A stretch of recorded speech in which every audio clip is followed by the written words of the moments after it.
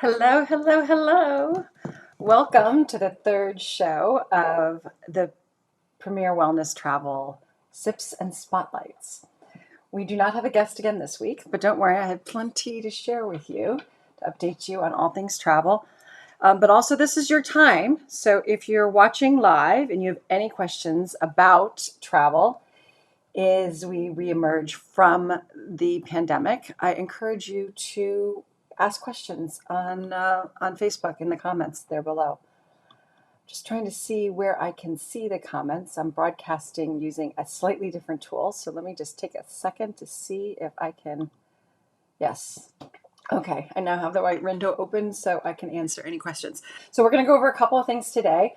I'm going to talk about a very exciting event that's coming up a week from Sunday. And then another very exciting event that's coming up the first week of May for all of you. Then I'm going to talk about a few of my favorite storytelling travel podcasts. Travel for me, what I do is not just design travel, I design stories and stories that we can enter into, ways that you can collect new stories. So, and the best podcasters are storytellers. So we're going to feature some of them that are focus on travel.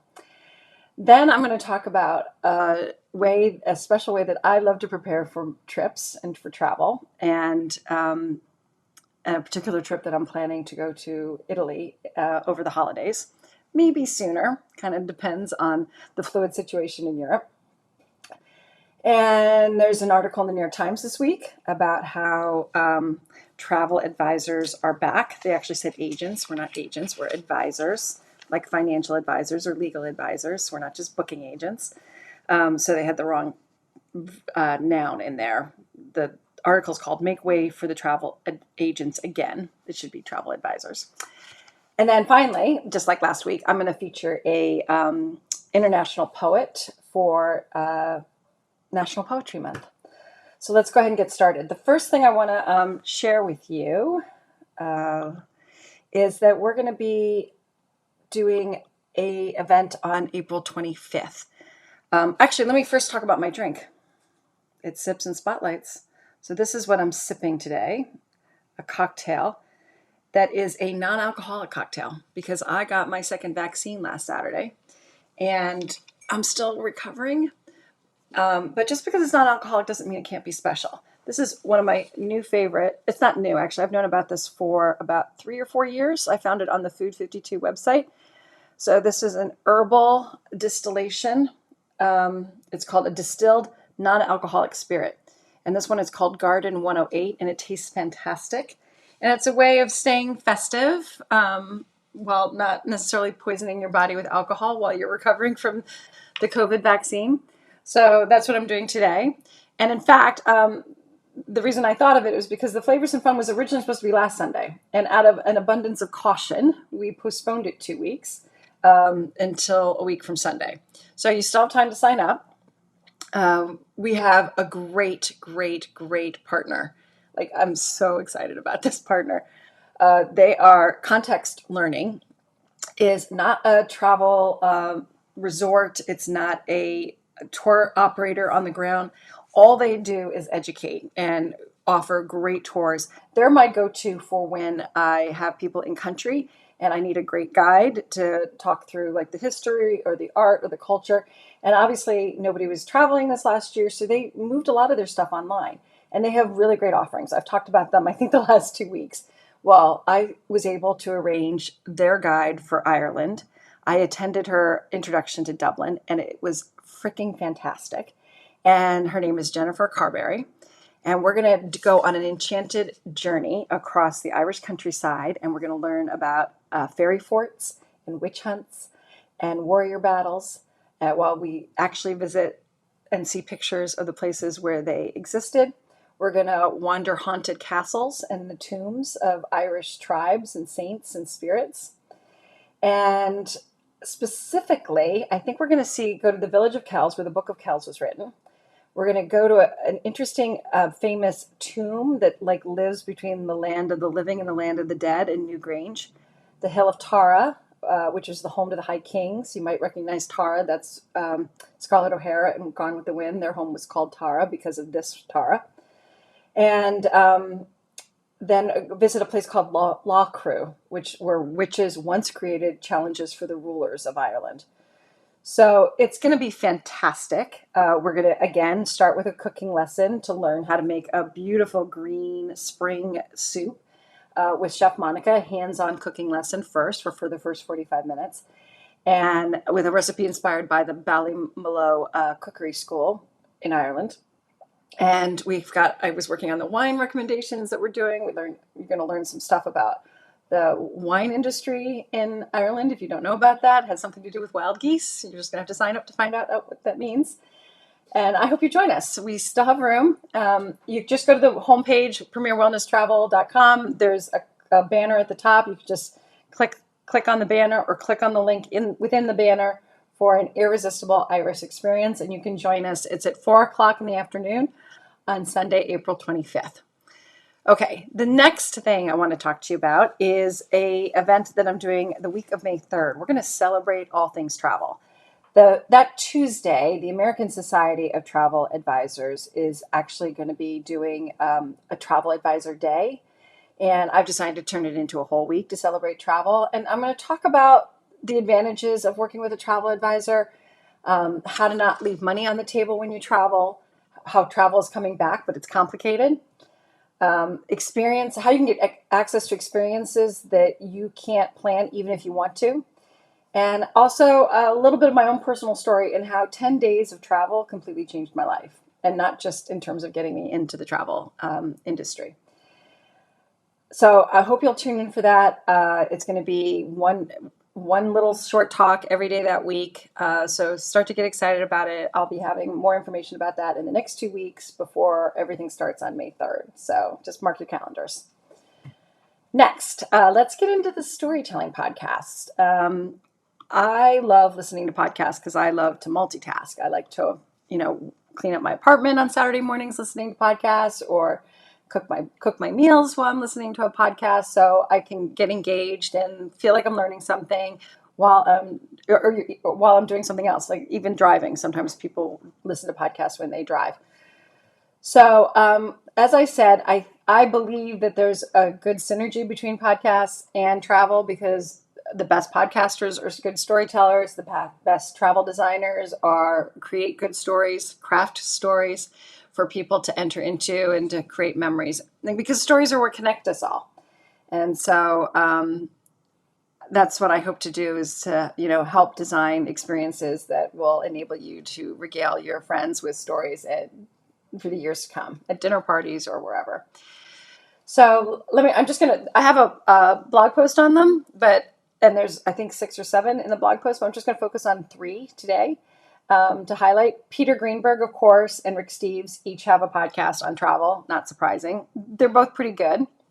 They're not as focused on the storytelling aspects, but really kind of updating and talking about specific experiences and limits.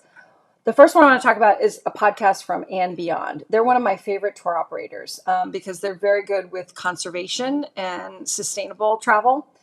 And their podcast was just launched last year, but it's very, very good, very high quality.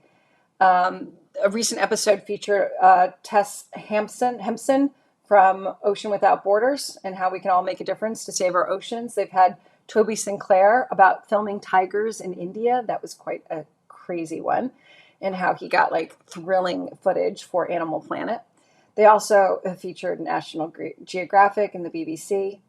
And then there's another episode on the Galapagos Islands about following Darwin's footsteps. So it's a great podcast, well produced, and will take you into different, so that you feel like you're in the adventure, and talk about how some of the things we love about travel, like filming and photography, is sometimes done. Another favorite one is a podcast from Condé Nast called Women Who Travel. They have 2 of their editors. It's Meredith Carey and I don't know how you pronounce her first name, Leila Arikulu. And they really focus on travel from a female perspective, about road trips and girlfriend weekend getaways, about safety. So they always host every week a guest who speaks on some subject. So sometimes it's like a chef, a female chef who's abroad, and she's sharing her culinary skills, or it's a designer who founded her own hotel chain. But it's really about how women travel and how women create great travel experiences. And it's just very relatable and a lot of fun, and it has a very good conversational style. So that's another one, if you love travel, that I recommend you check out. The third one that I want to talk about is called the Thoughtful Travel Podcast. This is with the host is Amanda Kendall, and she's a social media consultant and who was running a travel blog, and then she turned that into a podcast, turned into it, full time. So she's obviously a travel addict, and she discusses her personal experiences, like, getting lost on travel or miscommunications because of languages and interacting with locals. And it's a pretty well put together podcast. She is a good weaver of stories with lessons, and I highly recommend that. If you want to learn more about other travel storytelling travel podcasts, you can go to the blog on the Premier Wellness Travel page. There's a link at the top, and there's also at the very bottom of the homepage, the last few ones, and that's a recent one, so you should be able to find it on the homepage. Okay, next, how am I preparing to go to this place? Oops, that place. Sorry, it's always backwards. I never get it right. You all know that that's Florence. And I am planning on going to Florence either over Christmas, possibly sooner. Italy is not supposed to open until, last I heard was July. And I have been preparing by watching the Medicis on Netflix. It is so good. And the first season is called, The Masters of Florence, and it's about Cosimo de' Medici. He was really the founder of the, well, not his, actually his father, Giovanni, was the founder. And then Cosimo was the one who really established the political power. This is in the early 1400s. And that's the first season. And it's very good. And it's like a who's who of the 15th century. Like you run into Filippo Brunelleschi, Sandro Botticelli, Michelangelo, Da Vinci, Polizano, who's a writer, if you don't know that. But my favorite was Machiavelli, which was quite a surprise. I kind of had a clue because I watch it with captions and it says who's talking when they're off screen. But that character was quite a surprise. You interact with him before you know who it is. So it's well done. I think I said it's like Game of Thrones because it's a lot about the political finagling as well. But you learn about the art too and the artists. And it also has, related to Game of Thrones, Richard Madden in it. He played Robb Stark, as you may recall. And now he plays Cosimo de' Medici in this. Dustin Hoffman plays Giovanni. And the actor Sean Bean, who played Ned Stark, also has a role in it. And interestingly, Brian Cox, who plays the patriarch in Succession, has a role in it. So there's 3 seasons. They're all very good. A lot of hot guys as well. That also makes it fun. The second season is about the grandchildren of Cosimo. So Leonardo de' Medici, he's known as Leonardo the Magnificent. He's the one who really was the sponsor of the artists of Michelangelo and Da Vinci and Botticelli. And his brother Giuliano. And the end of the second season is this famous murder that happens that the Pope, Sextus IV, was involved in. And a rival family in Florence called the Pazzi basically decided that the Medicis were too powerful. The Duke of Milan had been murdered 2 years before successfully without too much upheaval. So the plan was to assassinate them by poison on Holy Saturday. But Giuliano didn't come to the dinner party because he wasn't feeling well. So they changed their plans to stab them to death during Mass in the cathedral that their grandfather, Cosimo, helped built with Brunelleschi. It's very good. You'll learn a lot of history. You'll learn a lot of art. And I highly recommend it. Now, coincidentally, I mentioned this to a friend this past week, and she, not making quite fully the connection, she told me that the Frick in New York is hosting cocktails with a curator. And recently they did a whole 20-minute thing, which you can find on YouTube, and I'll put it in the comments so you can check it out later. I highly, highly recommend this as well. But they did a little lecture about a medal that was created about this event. I got this off of Wikipedia. Here's one side of the medal, and that means public mourning. This says Giuliano de' Medici on it. And this depicts a couple of scenes from the murder. This is the choir in the church here. I don't know if you can see that. The triangular thing underneath those words in the middle is like the lectern where the sermon was given. And this is Giovanni. So he was killed. So the two brothers were at Mass, and they both were attacked with knives. I probably didn't even say what happened. They both were attacked with knives. And the first stab at Leonardo just nicked his neck, and he managed to escape and barricade himself in the sacristy. His brother did not. His brother they were both in their 20s. His brother died, had 19 stab wounds. And it was, obviously a catastrophic event in Leonardo's life, but he immediately had retribution against the conspirators. And it really helped him solidify his power in Florence for the following decades. This happened in 1478.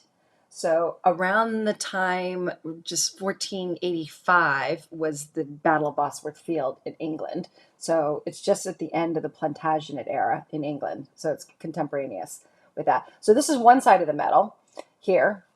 And then so this lecture talks through how this medal was made, who made it, and then why it was made. And here's the other side. And this is Leonardo de' Medici. And this means public safety. So on the other side, it said public mourning. This means public safety, with the V being in the shape of the view. And you can see that the triangle representing the lectern is on the opposite side. And yeah, it's just a fascinating lecture. So I highly, highly recommend that you go check that out on YouTube.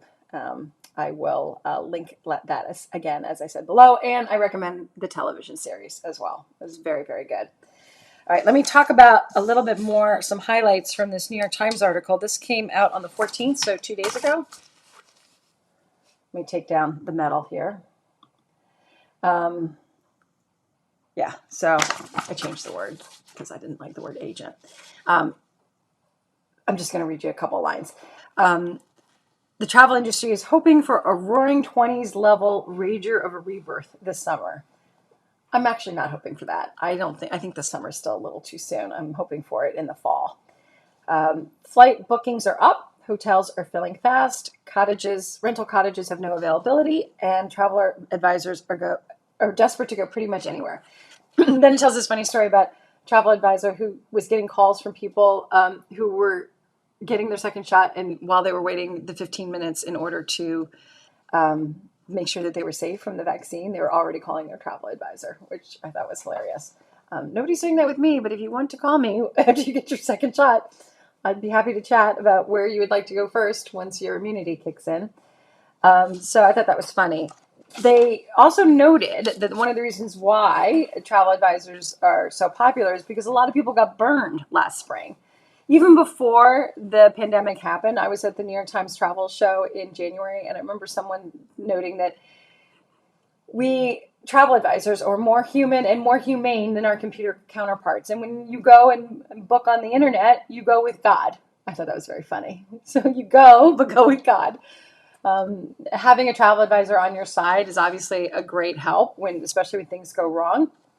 So the quote here was that lots of people got burned last spring. They didn't have an advocate to call the airline and get their tickets or their cruise credited. And this is true, the complexity now is just exponentially higher just to go on a basic trip. Has all increased. So we're here to show you the ins and outs. I've got special resources where I can say, you tell me where you're going from and coming back to, where your passport is issued from, where you want to go, and then I can talk you through both what you need to have done in order to arrive and be let into the country that you want to go to, what restrictions will be on your movements and how you get around, while you're in country. And this is true for every different Caribbean island, all have different rules. And then finally, what you need to come back. While vaccinated Americans on April 4th were told they could go internationally anywhere they wanted, you still need to have a negative test to come back. If you test positive, some places are letting you stay for free, or they're throwing in food. Some travel insurance companies are paying up front. Sometimes you have to pay out of pocket if you end up not being able to fly back and staying someplace for 5 days. Some you may have to outlay that money first and then get reimbursed by your travel insurer. You should have travel insurance, by the way. That's a whole other subject. So it's just gotten very, very much more complicated, figuring all that kind of stuff out. And I've got resources for every single country to tell you and advise you on what to do and what needs to happen and what precautions you need to take, not just to protect your physical health, but also your financial health. So I thought that was a good piece, except for the title. Had some other data too about the increase and stuff. I don't think travel is really going to be fully back until the fall, just because of the situation here in the United States and everybody still getting vaccinated and the demand maybe not meeting the supply. We're still outstripping the supply, which is good. And we're also contingent on what else is going on in the world. I mean, Europe, again, is having some big problems. And I heard this week also that Europe is going to have a vaccine passport. They're figuring out how to implement it. Greece apparently is willing to open even before the rest of the European Union. France is shut down again. Germany, I think, is shut down again. So it's just a dynamic situation. And until things settle down, I don't think people are going to be traveling abroad. So like I said, I'm hoping for Italy at Christmas, maybe sooner if it works out. But until then, just domestically. And in fact, if you're not signed up for the PWT Index, my weekly newsletter, this Sunday it goes out every Sunday morning, so you can peruse it and read it while you're drinking your coffee and relaxing. We're going to be talking about some domestic escapes, some dreamy domestic escapes coming up this Sunday. So I encourage you to sign up if you haven't already for my newsletter. Let's see what's next. Oh yeah, poetry. So this week I am featuring a Polish poet, a woman. Her name is Wisława Szymborska.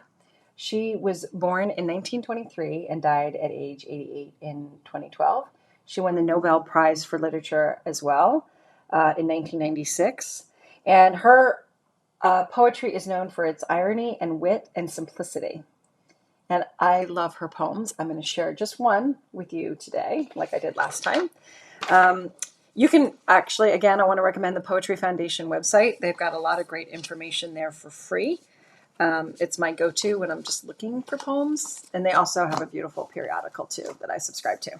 So in honor of April being National Poetry Month, here is an international poet writing a poem called Consolation. Again, this is written by Wisława Szymborska. I have her name because she's Polish. You may not know what her name is. So let's show her name. Yeah, pronounced Wisława Szymborska. And this poem, again, is called Consolation. Darwin. They say he reads novels to relax, but only certain kinds. Nothing that ended unhappily. If anything like that turned up enraged, he flung the book into the fire. True or not, I'm ready to believe it. Scanning in his mind so many times and places, he'd had enough of dying species, the triumphs of the strong over the weak, the endless struggle to survive, all doomed sooner or later. He'd earned the right to happy endings, at least in fiction, with its diminutions.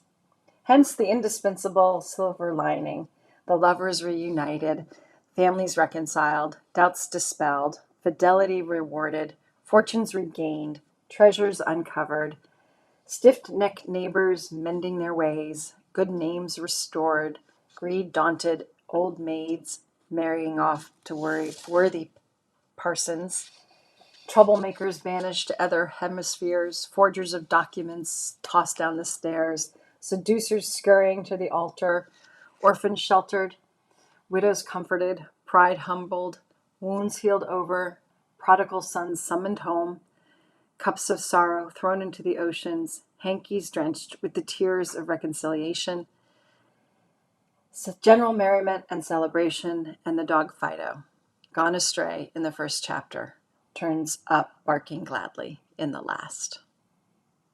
That was published in 2006. So let me just see if there's any questions here. Nope, no questions. So tune in next week. I'm going to have a guest on the 30th. I actually have two people who want to come on the 30th, so we're going to have to do some rearranging. And I'm lining up other great guests for our Sips and Spotlights in the weeks to come. And yeah, if you've seen Medici, I'm dying to talk to somebody about it. So reach out. It's that, and historical novels is a great way to learn about places before you visit. They become alive in the mind's eye with a good television series and with a good book. Sharon K. Penman is one of my favorite writers who helped me pretty much master English history, at least from Henry II to James the end of the Tudors. I've learned the rest of it from somebody else. But and another couple of other ones I love is Anya Seton is another great historical novelist. I like her as well. She wrote in the 50s. Nora Loss is another one who's also very good. She wrote a lot about both English and French history and about the Crusades.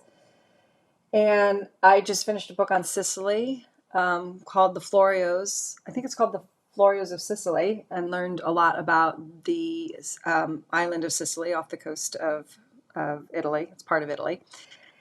Other TV shows that have helped in terms of teaching me about history and places that I want to visit include, besides the Medicis, include The Lost Kingdom, also on Netflix. I highly recommend that. French Village, about World War II. I think that's on Netflix as well. It's on a couple of others. Obviously, there is a great series right now on HBO about a murder that happened in Denmark. So you really get immersed in Copenhagen. The murder based on the true life story. It's called The Investigation, and it's based on the true story of the journalist who was killed, having gone into a submarine of an eccentric scientist, and she never returned. And you learn interestingly about the dynamic between Sweden and Denmark and how the police kind of try to work together because the journalist is originally, she was killed in Copenhagen, but she was from Sweden. Anyway, so it's a good way to learn history. And there's another one on Versailles, about how Versailles got built. I haven't finished that one. I have to go back to that one. So if you have any like that you'd like to recommend, also add that to the comments. Who's here? I can see that there are people watching. Can you just say hi in the comments? Maybe it's not showing up for some reason. Let me look on my phone. So I would love to interact with you, especially if you have any questions. Let's see. Bear with me a second while I pull it up. Yeah, there are 2 comments. That's interesting. They didn't come through. Oh, okay, great. Monica is here. Monica's my co-host. She's the chef, the awesome, amazing personal chef who's going to be co-hosting the Flavors and Fun of Ireland with me on the 24th. And the recipe is so good. I was looking at it again this morning, and we were editing it, and she did some amazing research about wine and the history of wine in Ireland, which is not something you normally think of when you think of Ireland. Like I said, you're going to have to sign up to find out all that information.